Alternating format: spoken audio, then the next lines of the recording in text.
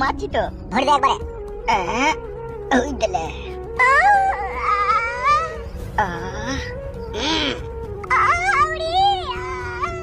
আজকে মেয়েটা যদি কোনো সর্বনাশ হয় এর জন্য কিন্তু তুমি দায়ী থাকবে বলে রাখলাম তোমাকে আমি। ও সূর্যের বাচ্চা আমার মেয়ের গায়ে যদি একটা ফুলের টুকাও মারে ওর হাত শুধু ছিঁড়ে দেবো আমি।